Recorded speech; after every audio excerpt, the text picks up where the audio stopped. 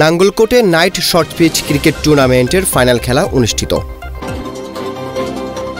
বর্তমান টিভি। কুমিল্লার নাঙ্গলকোটে রাত্রিকালীন night short pitch cricket tournament final খেলা অনুষ্ঠিত হয়েছে।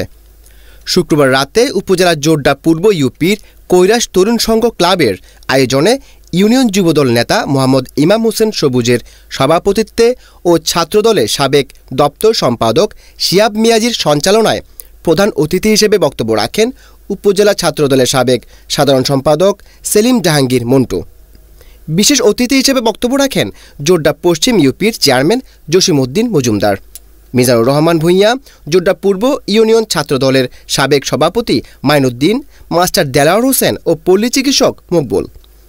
খেলা পরিচালনা করেন সবুজ, করিম, মমিন, আবুল কালাম, সোহেল, তুহিন প্রমুখ। খেলায় অংশগ্রহণ করেন জোড্ডা বাজার রংধনু ফ্যাশন ক্লাব ও শঙ্করপুর জাগ্রত ক্লাব। খেলায় বিজয়ী হন রংধনু ক্লাব। শেষে আমন্ত্রিত অতিথিরা বিজয়ী দলকে 32 ইঞ্চি এলইডি টেলিভিশন, দ্বিতীয় স্থান অধিকারী 24 ইঞ্চি এলইডি টেলিভিশন ও তৃতীয় স্থান অধিকারীকে একটি মোবাইল ফোন তুলে দেন। নিউজ ডেস্ক, বর্তমান টিভি।